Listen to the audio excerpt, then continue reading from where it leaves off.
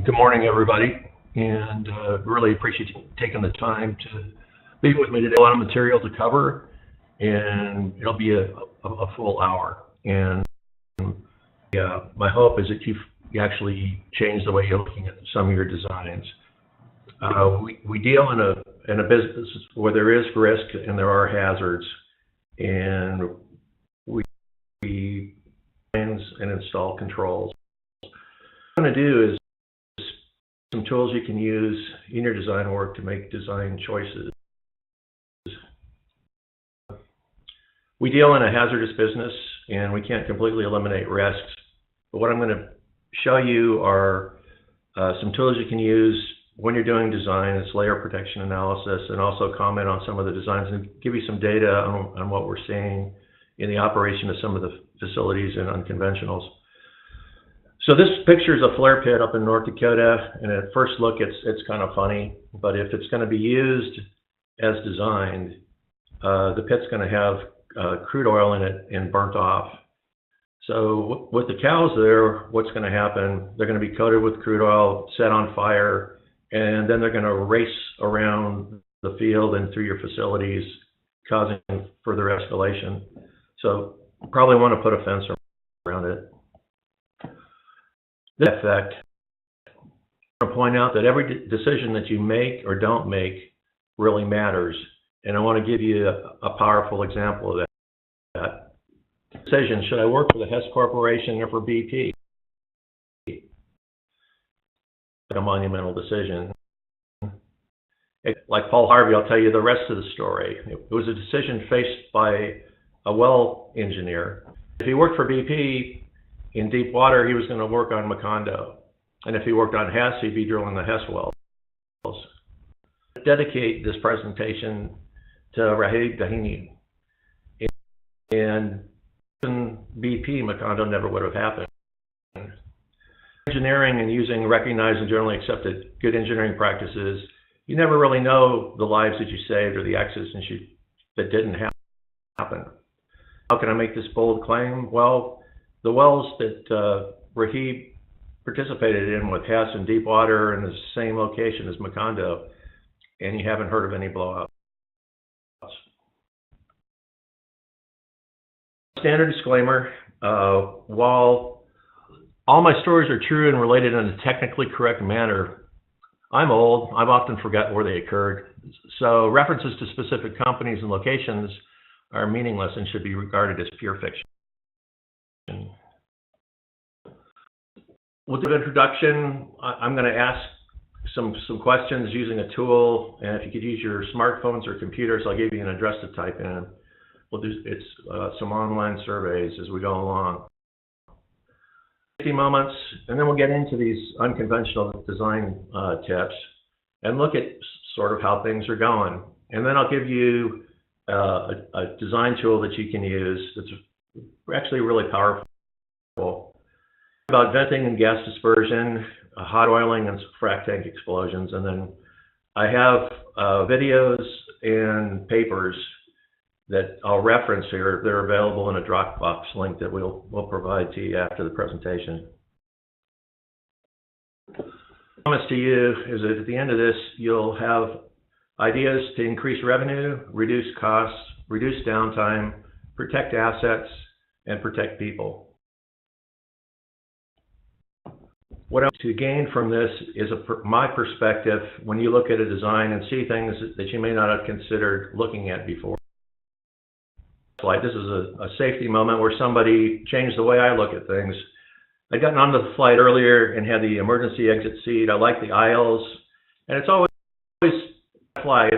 irritating when people come on with backpacks and they're swinging them around and hitting you in the head. Anything more than that, I never really saw the hazard. Particular flight from Houston to the flight attendant was really insistent that keep backpacks off, and she called it proper etiquette and hold them in front of themselves so as not to hit people in the head. And very insistent the whole time the plane was boarding, and I didn't even have to prompt her. She offered that, and this was in February, she had already had 3 major medicals So anyway, when you get on a plane now, there's a hazard that I've shared, a different way of looking at things. This on LinkedIn, and it doesn't time to walk around a car or truck to make sure there's nothing under your wheels. You could really have a bad day, and very few people do it. I don't do it. I'm going to do it now with having grandkids. We'll talk a little bit about unconventional batteries. There was a previous webinar, and I had a session with the tip of the month last August, where I also talked about some safety things that I'm not going to repeat. But one of the things I am going to mention again is that most all unconventional are designed the same way, and they have pocketed flare piping. And what happens is hydraulic, whether that turns to ice in North Dakota or the Permian, just hydraulically the tanks are going to vent, because if you have more than a foot of water in there, it won't make it to the flare. So one of the things that's occurring is a lot of these tanks are venting due to pockets in the system, as well as vapor pressure issues. We covered how to solve the vapor pressure issues last time. We went to visit with a client in the Permian in February. I used those same tips that I gave you in October. They just reported to me that the batteries that they have repaired and implemented the recommendations, they're no longer venting. Another typical unconventional battery, all the storage tanks are very close together, and the vent lines are generally very, very small. The gray unit's a glycol dehydrator. You can see that in this one, most of the piping is flanged and welded. So report, you can see that it's got low pressure class flanges, a large pipe chase, and if you attended the last webinar and read the last tip of the month in last August, all this piping is exposed to the elements and above ground, and it'll be cold in the wintertime. And this type of design will not meet vapor pressure. With unconventionals that are causing pressure. This is from Bloomberg, and excluding the integrated majors, we've spent $200 billion over the last 8 years without positive cash flow. Comment to you is don't reduce safety due to cost pressure. The facilities are only about 10% of the cost of the development, and even if you could do the facilities for free during those last 8 years, you're still not going to have positive cash flow. You still would have lost $180 million. Conventionals have marginal economics. They're not tolerant of failure. And by this, I mean, if your business is making 10% profit and you have a $10 million bust on a project, you got to come up with another $100 million to execute perfectly to break even. And then you're not going to make any money, no positive cash flow. So if you burn down a $10 million asset, which is a surface battery, you need to invest another $100 million to break even and not make any money. We make money on conventionals by not spending money. I've got an MBA. You make money by producing well profitably. Safety goes, it's loss of primary containment. We got to keep the tiger in the pipe. We don't want the hazard material or the toxic material to get out. Understand some unique hazards. Oil, there's flammable. Eagleford, it's more like a condensate. But the Bakken and Permian crudes, if you go to the field, take a look at them. They're more like diesel fuel or lighter fluid. Stock tanks, the vapors from those, you can run the process simulations or you can measure them. They're about 70% butane and propane. It's LPG. The molecular weight's about 50 is air, and it has a very, very high energy content, roughly 3 times that natural gas. So we're having fires in facilities is vapor pressure issues. I mentioned before using a heated VRT or VRU combination to make sure you get that last flash at 110 Fahrenheit solves the problem. Also gone to very, very small vapor lines. Well, recovery system, if you suddenly get a large surge of liquid into your tank, they won't allow that to go through the system, and you pop the thief hatches and you're venting. So they're working like they're designed, and they're sized based on a constant flow rate. Well, you're operating snap acting, or you may have additional wells kick in, or you may have wells in a truck. The vapor lines need to be 6 or 8 inches minimum, and a lot of people just have 2-inch connections at the top of the tanks. Also, control your ignition sources and your SIMOPS. Make sure your trucks are loading upwind, save the ignition source upwind from the tanks that may be venting, and locate the flares upwind. The Eagleford condensate that was in that bottle, and you can see how unstable it is and how much it's degassing just putting it in the graduated cylinder. The liquids that we're dealing with are very volatile. Off Wikipedia, and this is just for the state of Texas. Ones in yellow highlighted are tank battery fires, and the highlight is September 13th. So from 2008 to 2013, there were like 5 fires in the state of Texas that were noted on Wikipedia. 2013, there have been 25 fires in the state of Texas, and this one only goes through August. There have been fires in Texas, and the examples I'm going to show you aren't hard to find. Also, there was an article in December where from 2008 to 2017, 66 oil field workers have been killed, and that's about as many troops as perished during Afghanistan in that same period. Something's going on. Another is there's a process safety class that we have that's really good, or you can look on it on the internet. But this was a rail car derailment in North Dakota, and fire broke out, and this is just one rail car going up. A train derailment and massive oil fire have public officials. So also can happen with trucks that are transporting the fluid around. I'm just going to go through some tank battery fires to show you what's going on.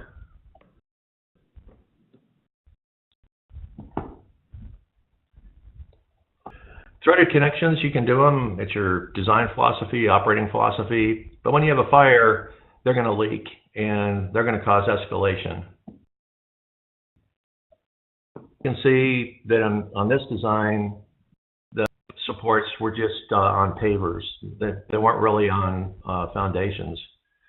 So when an event occurs, they fell over, piping was pulled out, and it further escalated during the actual event. $1 frack fire in Oklahoma in 2016.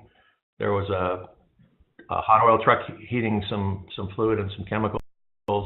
He was injured. This is a slow motion video, and what you're going to see is the tank's on fire, and it's going to slowly overpressure and lift off. That lift off, I want you to see what happens to the unburnt crude oil and then heading towards the firemen they're actually fighting the fire.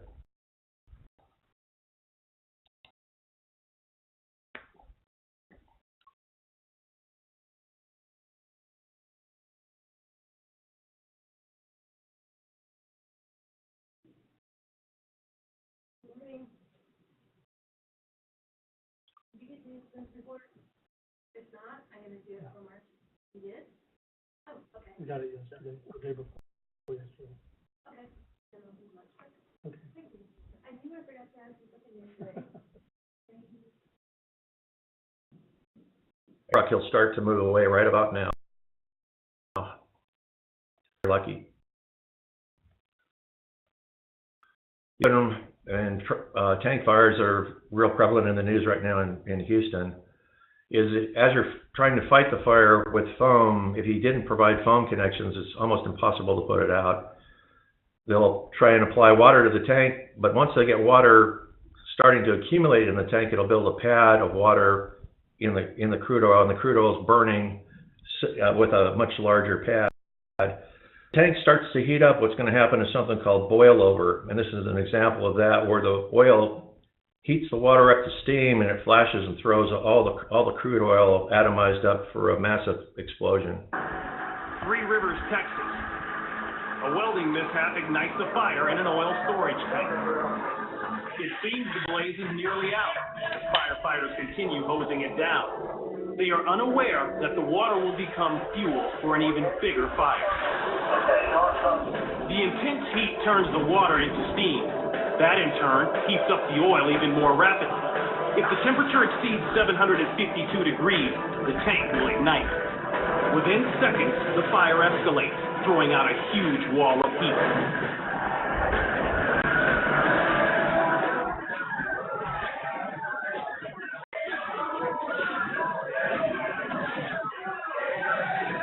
The explosive fire radiates heat so intense that people more than 200 yards away suffer third-degree burn. If you're ever faced with that situation, get behind anything quickly. It could be just a piece of plywood to shield you from the radiation. Don't try running away. Next, I'm going to show you some other unconventional designs that I've seen. You can see unguarded gauge glasses. Now they have checks so that the gauge glass breaks. It can stop the leak. You have a lot of threaded piping, small diameter piping that's maybe not supported. You've got vessels on pavers. The skirt on that looks really light too. It's not attached to the unguarded gauge glasses again, and large threaded connections. And different design philosophy. You know, if it's in the middle of nowhere, this is what some people are doing. This one's interesting because that's the pipe support. It gets supported very well, and I'm not sure what's going to happen to the load on the rest of the pipe. It might cause a leak. The other thing that I noticed that was really interesting is even the large diameter piping and the small valves, they don't have handles. So I don't know if that was a cost savings or something to eliminate accidentally kicking a quarter turn valve open or not. Don't know how you do lotto with something like that, or, you know, be difficult to operate to me. Try and find the person in this, and if you look, he's at the top of the screen handling some pipe, and all the pipe that's on the ground here, you're probably going to have a lot of tripping hazards and a lot of broken ankles. In this design, they're also using Victala couplings, and those will work. If fire, they'll leak and there'll be escalation. There's no valve handles on the valves. What's good in this picture, the truck's loading upwind tanks. The hoses on the truck are much larger than the small vent lines on the tanks.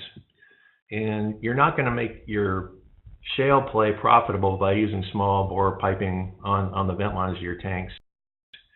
The thing that you'll notice is a lot of them riser at the end, and the operator can walk underneath the piping on the stairwell for the layout. But what it does is it forces the piping is like a heat exchanger. So in the winter, all the propane and butane are going to condense. It'll either carry through to this last connection, or some of them, the way they're constructed, it can't get to the vapor recovery compressor.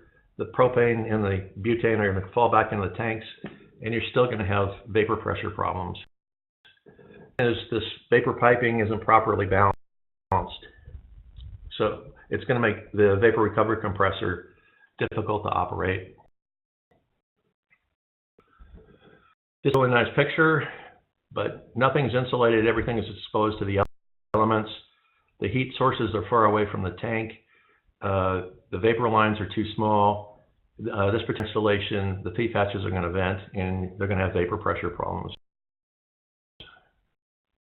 This saying someone recognized there was an issue here. There's a door on the left. There's a separator on the inside. Is it a level of protection and safety? You really want these to go to a safe location. Another tank roofs is walkways. Do that. These facilities are going to be out there for years. People are going to fall through the roofs when they get rotten and corroded, and they're going to die. Another thing that people do is try and reduce pipe wall thickness to save money. It's not just for pressure rating, it's for mechanical support of the piping. Don't do it. I've seen people set corrosion allowances to 0 for sweet service. Don't do it. Because there still is corrosion in sweet service, and then after you do get corrosion, you're going to have to derate the vessels, and you may have to add a compressor or completely replace all the vessels. They can leak and escalate in a fire. Again, we're talking about REGAGAP, regularly and generally accepted good engineering practices, will service. Another thing you may or may not know, blocked-in piping and LPG service needs a thermal relief between the valves. The coefficient of expansion for the LPG is higher than the coefficient of thermal expansion for the steel, and it'll cause the pipe to overpressure, and you'll have a loss of containment. The hospital parking lot in Seminole, Texas, looks a little close to the pumping unit to me. The helicopters will be coming in all weather conditions, life flights. Pig launcher and receiver, we'll be talking about this in a second. The doors on the receivers, as far as designers are concerned, they always work, and they're always safe.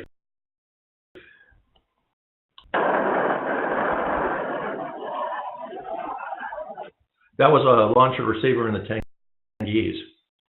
I encourage you not to just do copy-paste engineering. I see a lot of that going on where people are just copying what other people are doing. Many times, thousands of times, Jim, that's not the way we do it in the Gulf of Mexico. That's not the way we do it in the Bakken. That's not the way we do it in the Permian. That's not the way we do it on the North Slope. Don't just follow the crowd without thinking what you're looking at. So one of my first offshore assignments, I was about 40 years old, was this platform in the Gulf of Mexico.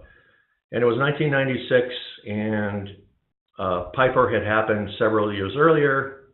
There was discussions of, they were right at the point of commissioning and bringing the wells on. And one of the things I noticed, because it was my first assignment in offshore, was that all the launchers and receivers are pointed at the quarters and the survival craft.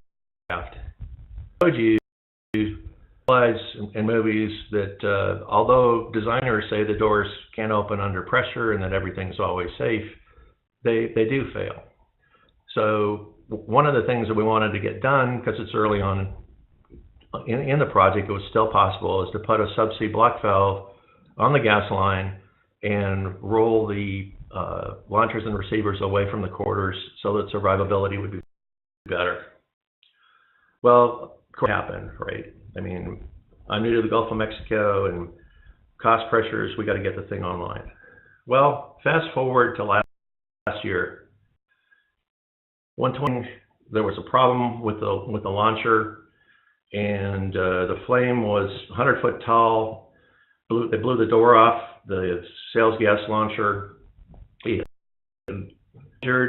were able to get 50 people out with the southeast escape capsule. They weren't able to use the north one because it was blocked by the launcher and fire. So this is a big deal or not? Well, it's $44 million in damage, and I've included Bomer's report on the incident. And it was just like a really big deal. Well, I'll explain what happened just briefly, but there are these torquing clamps. The operators didn't follow their lockout tagout procedures, And they also under-torqued one clamp and over-torqued the other clamp, stressed it so that when they energized it to launch the pig, blew the door off.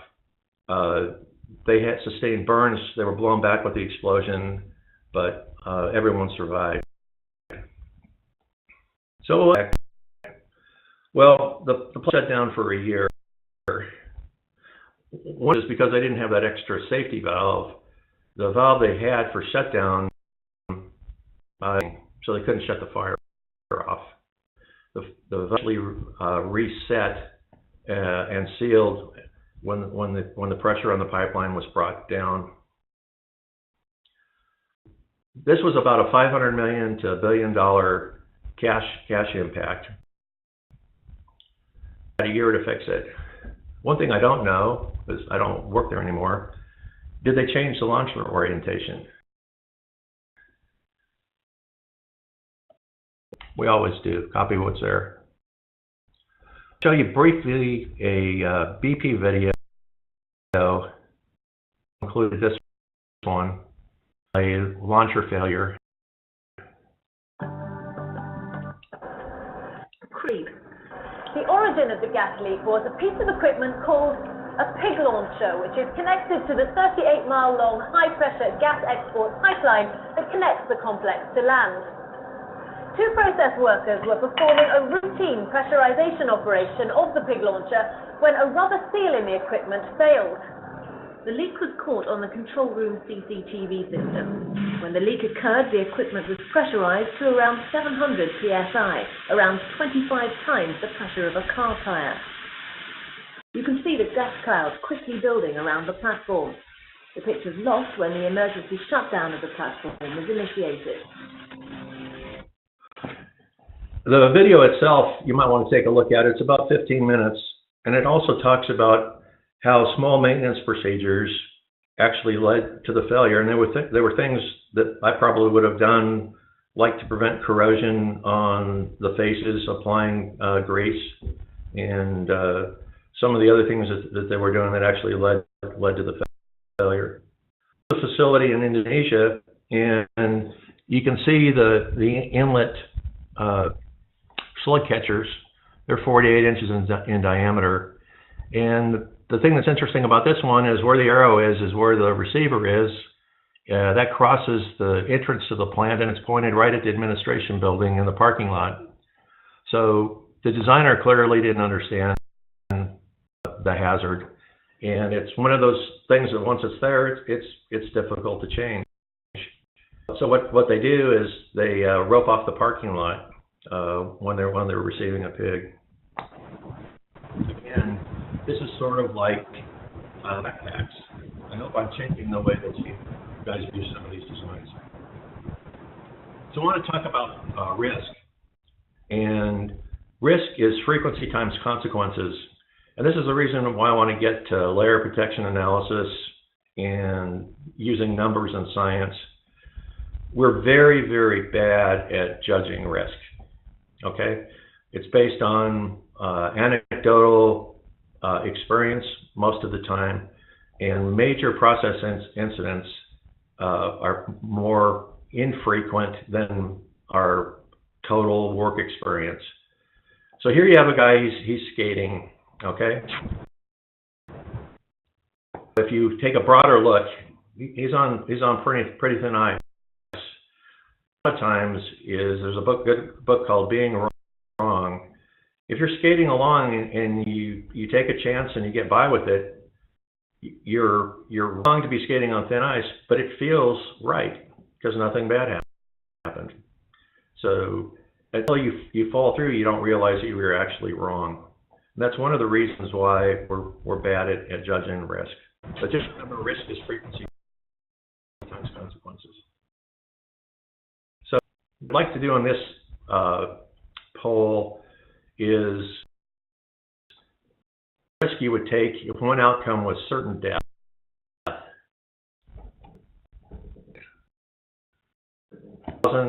1 in 10,000, 1 in 10 billion.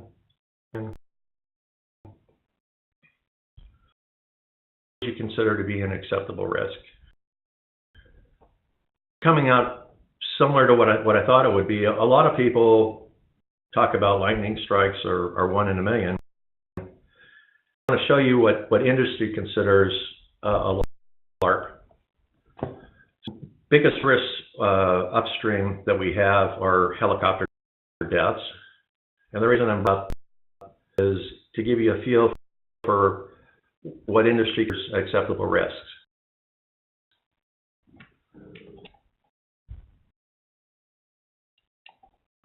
The frequency for many companies is 1 in 10,000.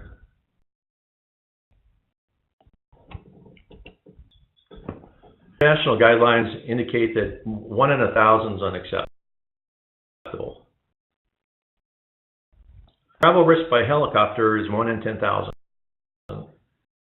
So I just lost my Boise certification. I'm 62. I'm not going in the helicopters anymore. But I never have felt comfortable flying offshore. But that uncomfort level is an acceptable risk at 1 in 10,000. Just to give you a feel for what the numbers mean. The other thing is flying offshore is 10 times more risky than skydiving. You plot the frequency of the accident for unacceptable, a LARP, and acceptable versus the number of fatalities. Helicopter flying is a LARP, and your company should have this type of matrix to help you make design decisions on how many layers of protection you need, and we'll talk about that in a second.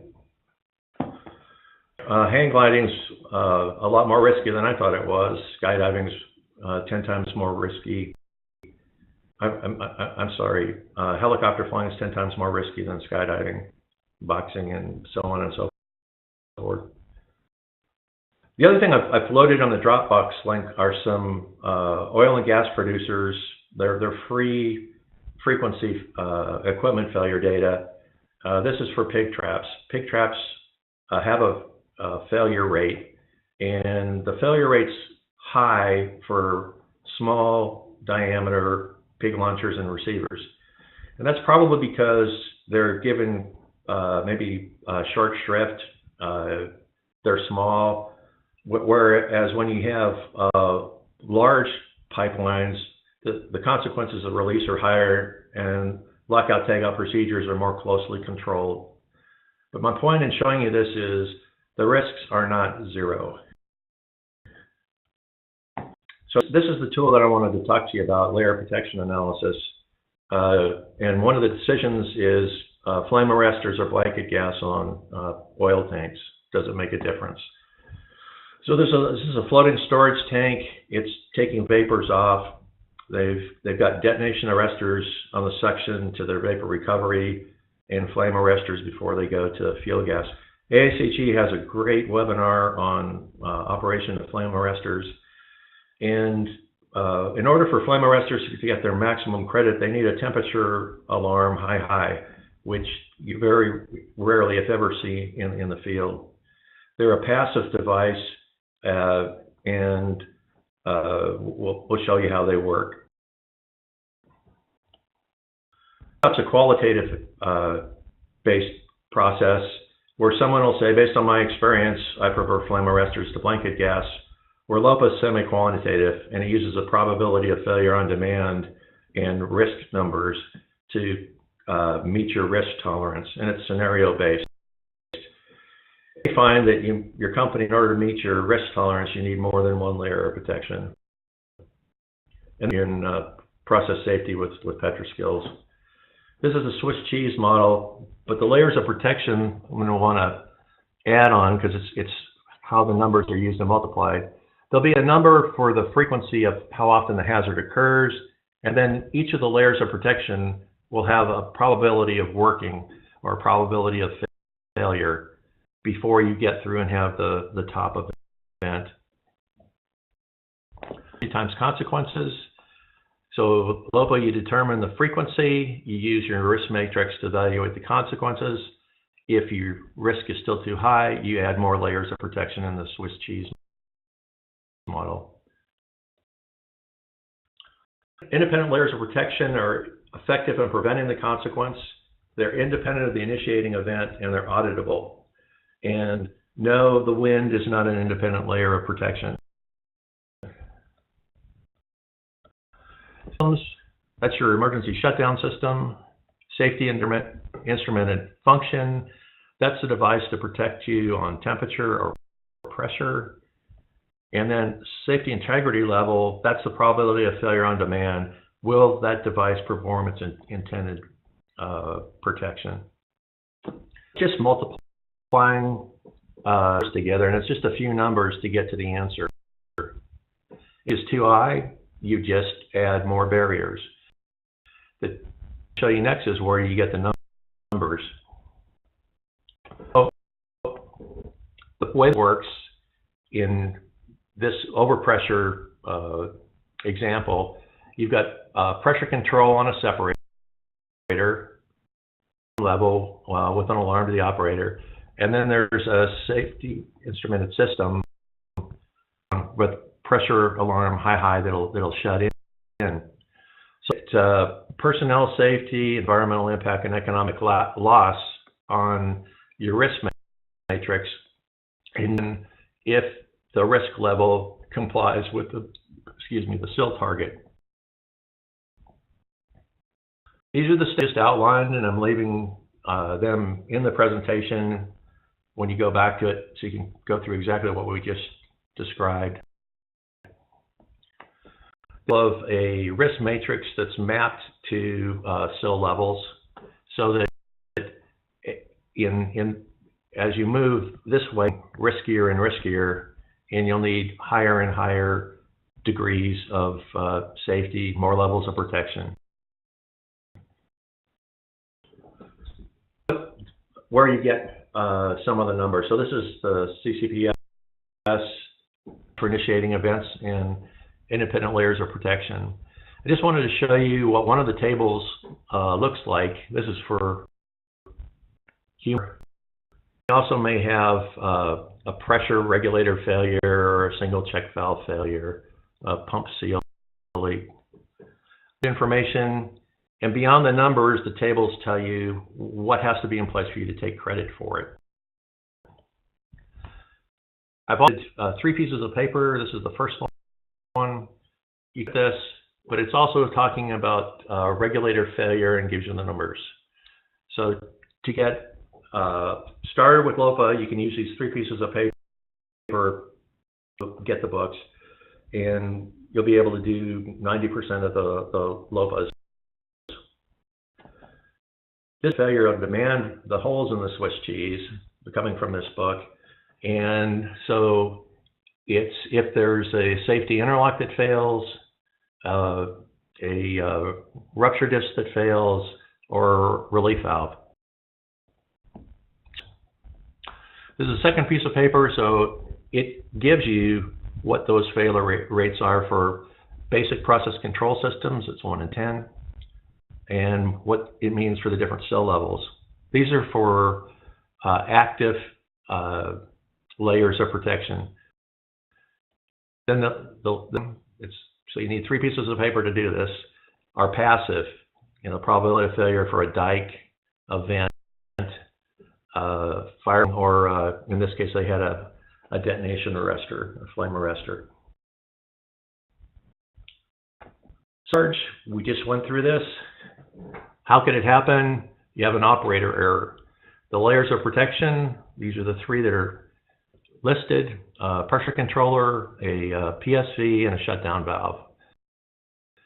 You apply the initiating event, which was 1 by these 3 numbers, and you end up with 1 times 10 to the minus 5. That's safer than the minimum of 1 in 10,000. So your company's risk matrix, this should pass. Next, how are we getting oxygen in the tanks? Well, and how are we catching the tanks on fire? They're catching on fire with vapor pressure problems, piping that's too small, gas venting heavier than air gas. So when the pocketed piping fills up with water, the tank overpressures, or the piping's too small, a surge of liquid comes in, the thief hatch opens, and oxygen comes in, and LPG comes out.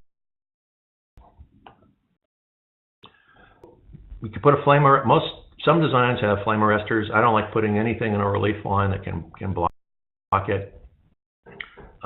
For blanket gas, I'll show you both are equal with low. They require quarterly maintenance and also a temperature indicator. As you can get burning on the face of these aluminum flame arresters, and you have about 15 minutes before they burn through, and then the flame front's going to go back into the tank. These are some pictures of a flame arrestor taken out after an explosion in Thailand. The tank didn't have blanket gas on it. It operated safely for 4 years until it got too much hydrocarbon, and then there was a flashback and the tank blew up. Nobody was injured. This is what you would see in the books from probability of failure on demand for a flame arrestor. And it's only good for 1 times 10 to the minus 1 without temperature monitoring, particularly if you don't have anybody out there anyway to respond to a temperature alarm. But also to take credit for that, it's got to be maintained. And most of these will sit out for the life of the field, not maintained. This is a basic process control system. It has the same failure rate at 1 in 10. It needs to be maintained. It's very easy to keep these tanks vapors rich, so that you are too rich to have burning into the tank. Item that you can use. Some companies don't allow this, or a conditional modifier, and there's a book that has conditional modifiers. The probability of having an operator in the area, the proper ability of exposure, and other things that can moderate the risk. This is a book, Guidelines for Enabling Conditions and Conditional Modifiers for Layer Protection, and it allows you to take credit for the fact that people aren't around so that you can't hurt them. If you look at blanket gas for the arresters, just following the formula, probability of failure of the initiating event taken from OGP, a flame arrestor barrier, and a gas blanket barrier. It's 1 times 10 to the minus 5 if you have both of them, or 1 times 10 to the minus 4 if you just have one or the other. I've also included an Excel spreadsheet on the Dropbox link where you can put the numbers in, document it, and use that when you're doing your analysis. I'll talk briefly about gas dispersion of heavier than air flammable gases, propane and butane. Gas dispersion calculations will allow you to determine the concentration of the flammable gas or the toxic gas. You're going to want to look at worst case scenarios, but the contractor, if you hire him, will always have you specify the worst case scenario. Ask you a question. If you have a toxic leak, which is more dangerous, a sunny day at 5 miles an hour or a clear night at 5 miles an hour?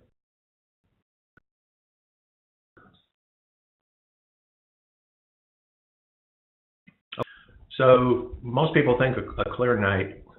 And the reason I bring this up is most companies during shutdowns and turnarounds will do purging and cleaning at night.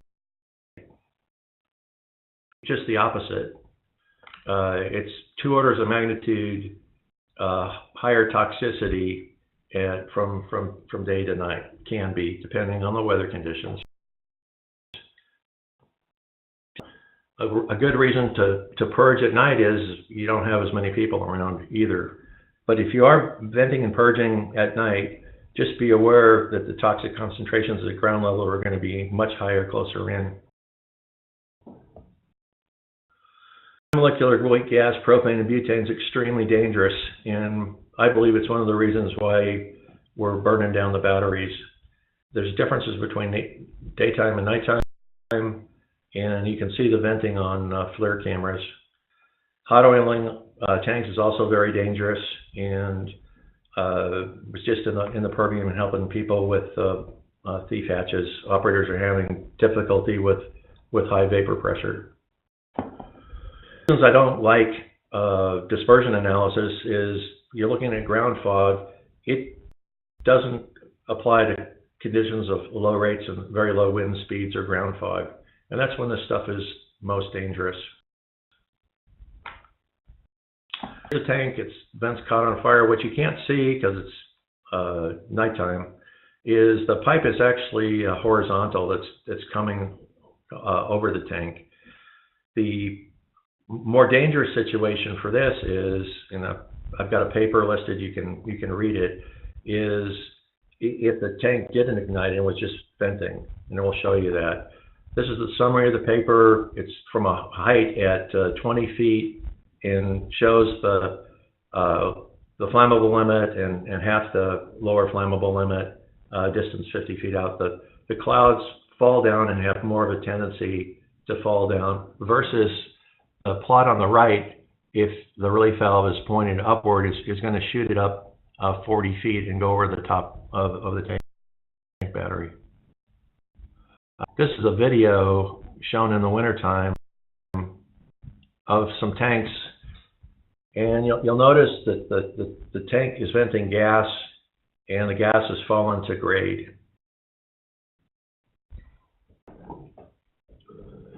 It's very dangerous, and it will find an ignition source.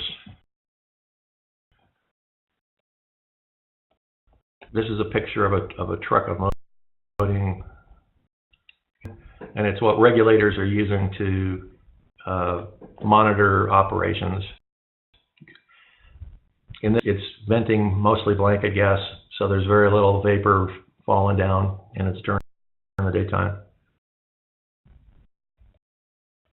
This happened last year in Texas. You can see the hot oil truck gets direct fired, and one individual was injured. The trucks are designed to melt wax in HOPA tubulars.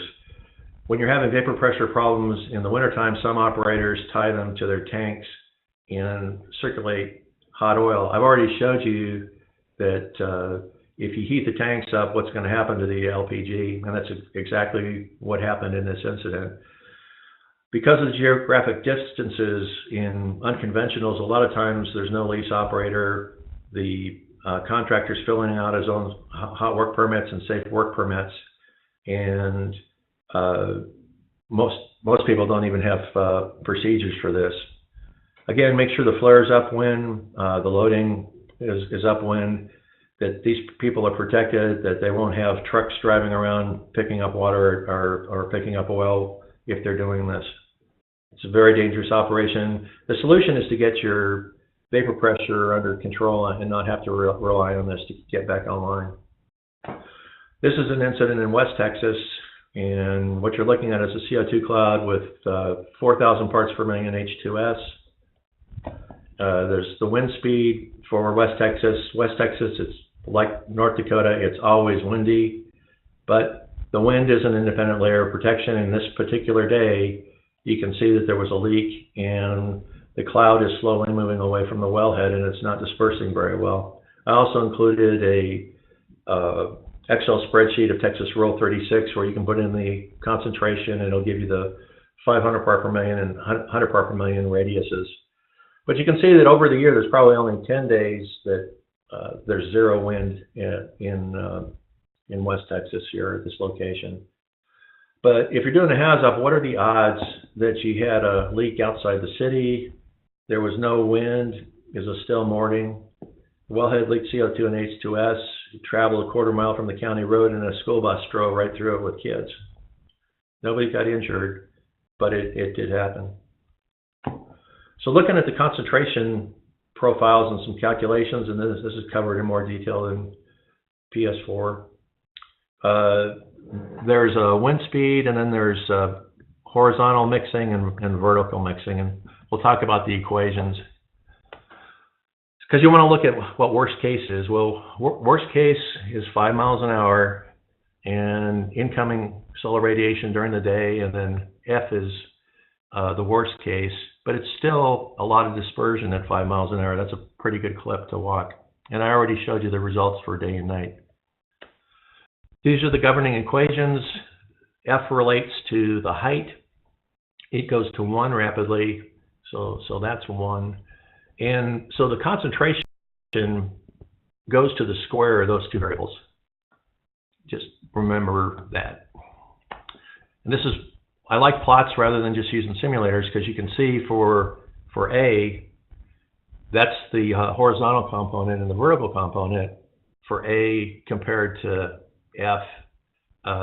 You can see that that's 10,000 down at the same distance in this area where it's 20 or 30. So the degree of vertical mixing has a huge effect on dispersion.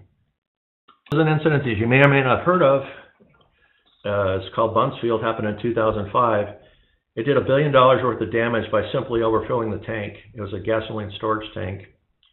And they show you a video of some of the blast data, but you can see from the CCTV camera the LPG cloud from this tank slowly making its way. And the source of the accident was they just overfilled the tank.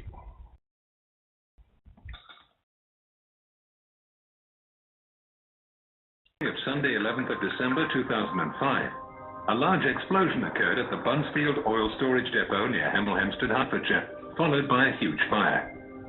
Fortunately, there were no fatalities, but 43 people were injured and significant damage occurred to both commercial and residential properties in the vicinity. In January 2006, the Health and Safety Commission appointed 6 individuals representing the Bunts Field Major Incident Investigation Board to oversee the formal investigation into the Bunts Field accident, which was performed jointly by the Health and Safety Executive and the Environmental Agency. The investigation determined that a flammable cloud was formed by overfilling and spillage of some 300 tons of unleaded petrol from a big storage tank, which was subsequently ignited, resulting in the explosion. The third of 3 progress reports from the investigation board issued in May 2006 stated that the magnitude of the overpressures generated in the open areas of the North Gate and Fuji car parks is not consistent with current understanding of vapor cloud explosions. The investigation has so far been unable to establish why the ignition of the vapor cloud and the explosion propagation in the relatively uncongested environment of the adjacent car parks caused significant overpressures that produced the severe damage to property. It was at this stage that GEXCON were approached by Total Petrochemicals to assist in the investigation of the accident. As an initial task, GEXCON personnel performed a survey of the remains of the Bunts Field oil storage depot on June 29, 2006. This survey concluded that the congestion present in the tank farm was not sufficient to explain the high overpressures that had occurred. However, examination of the area rapidly led to the theory that the significant congestion formed by trees and undergrowth along 2 roads surrounding the site could be responsible for flame acceleration and high overpressures in the flammable cloud. GEXCON took this theory into the FLAX explosion and dispersion simulator. The oil depot and the surrounding suspect congested tree areas were modeled. Simulations of explosions of a large, shallow butane air cloud were performed, which showed that with trees included in the model, very high overpressures were generated. In some cases, more than 10 bar was seen locally, which is high enough to be consistent with the damage observed. Without trees, very low overpressures, typically of 0.1 bar or less, were seen. These results were presented to the Health and Safety Executive in May 2007. In September 2008, GEXCON carried out further physical explosion tests in undergrowth at a range in Norway, which also produced supporting results. Unobtainable information of gas cloud size, location, and composition prevented the simulation of a true representation of the actual explosion that took place. However, the simulations do show that the FLAX code, which has been developed for use in industrial areas and is widely recognized for its ability to produce realistic overpressures there, also produces realistic results when applied to the Bunts Field case. The work performed by GEXCON is not proof that the presence of the trees is the sole reason for the high overpressures. However, work presented in 2009 by the Fire and Blast Information Group supports GEXCON's conclusions that trees indeed played a significant role in the development of the explosion at Bunts Field. In the early morning, So just a picture of the level of response. Knowing what I just showed you, planting trees in your battery to shield it environmentally is probably not a really good idea from a safety standpoint, but that evidently didn't know about Bunts Field.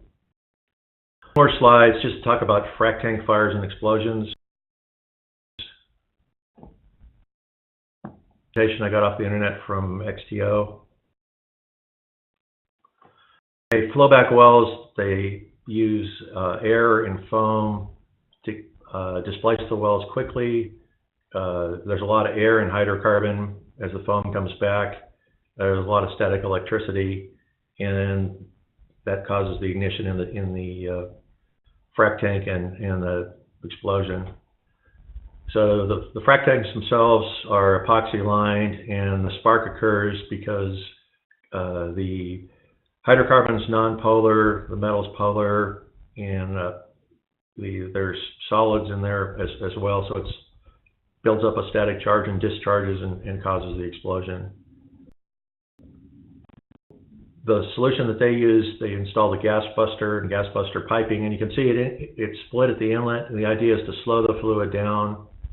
And this is also a really great design for the inlet to any of your separators, is to gradually increase the diameter of the line to reduce the velocity into your separators to get good separation. So in turn, we did some safety moments. I introduced you to design tools, talked about venting, hot oiling, gave you some solutions, and there's a lot of information for you in the tools and files area. Before I ask you some final questions and we open it up for questions, I wanted to let you know, if you enjoyed spending an hour with me, imagine what spending 40 hours with me. There's still seats available in PF3. It's going to be June 3rd to 7th in Houston in Petroskills' Katie office. It's a field development planning that's good for subsurface and surface to see how the subsurface affects the surface and vice versa. And I take you through actual case studies.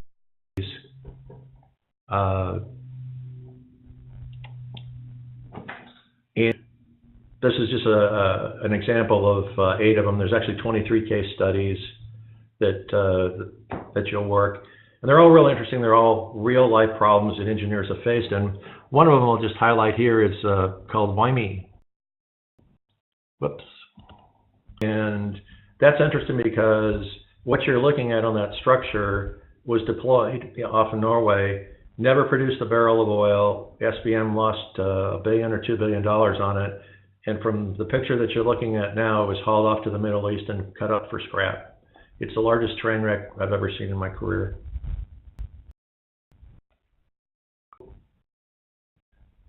A couple of quick surveys before I open it up for questions. I learned something that I can immediately apply to work.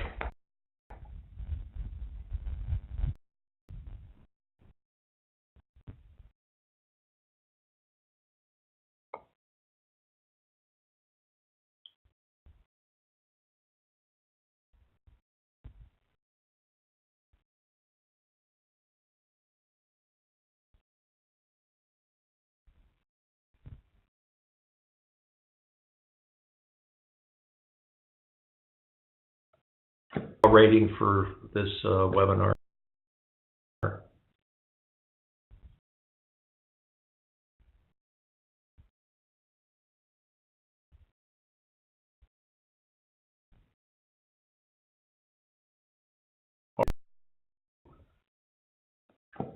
We'll open it up for questions, but I invite you to go out and make a difference in the world and go make some good decisions. Thank you. Thanks, Jim. As we start this Q&A section, if anyone has any additional questions, please feel free to type them into the chat and I'll read them out for you. Start off with the first question we received, and it is, do you have any statistics on fires in unconventional facilities? Statistics I had were the ones that are shown from Wikipedia, and they're all tank battery fires for Texas. and I've given you the link. Great. Next we have, could these causes of tank fires be part of the reason for the recent ITC fire in Deer Park? It's definitely possible. It's been overfilled like Bunts Field, and I really felt for the fire department because it looked like they were trying to apply foam to the roof of the tank. I don't know why they weren't able to have foam connections on the tank to put the fire out. But as you watch the fire department struggle with putting these tanks out, most of them should know or may not know about boil over, and that could have been really bad because they fought it for 4 or 5 days.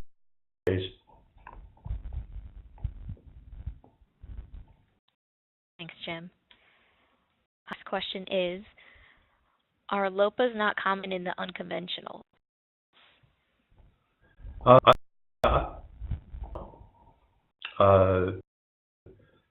Some operators that don't even have process flow diagrams.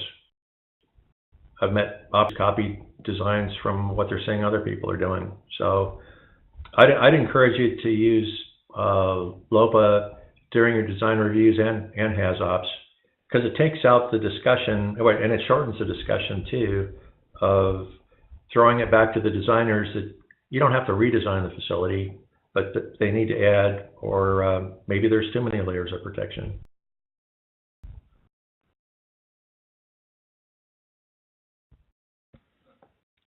Okay, is any insight on the use of VRU and especially on vapor recovery towers to enhance vapor recovery?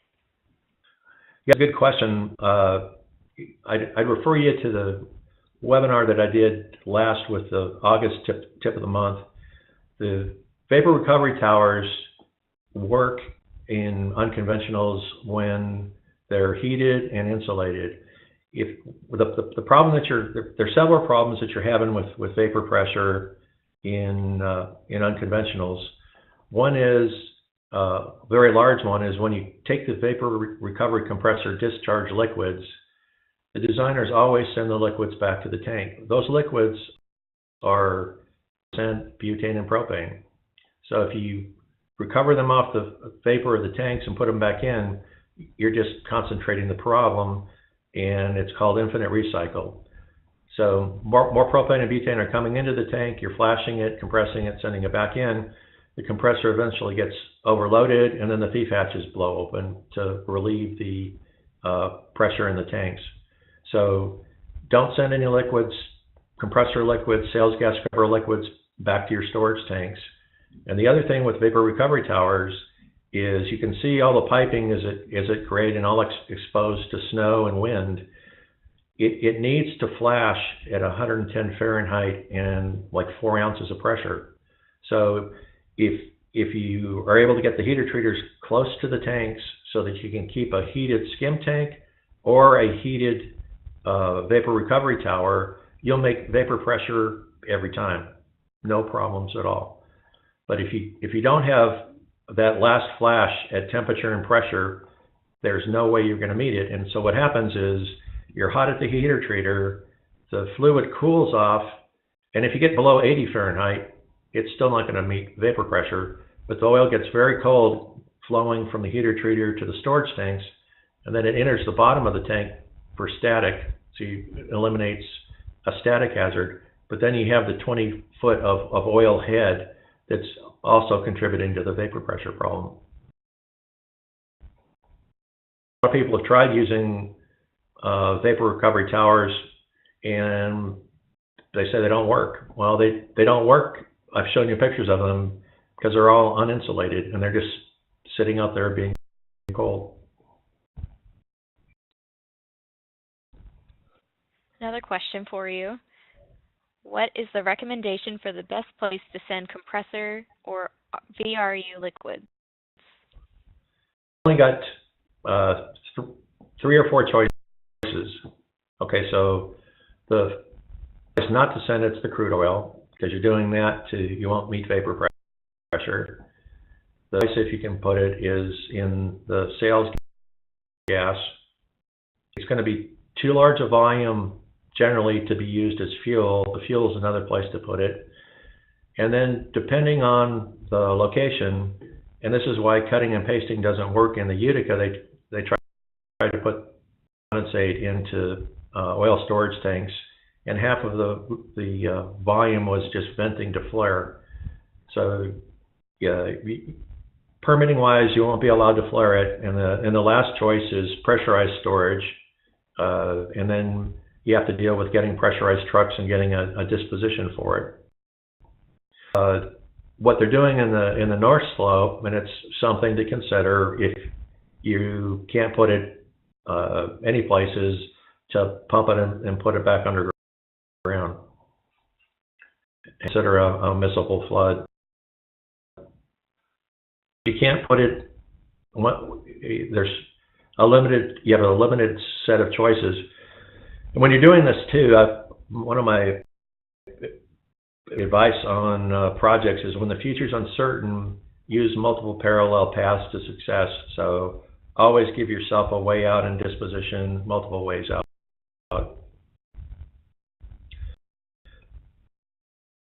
I don't see any more questions, but thank you for all of them. They've been great.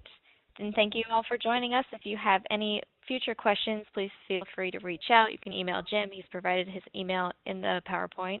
And I hope everyone has a great rest of their day. Thanks a lot, guys. Appreciate your time.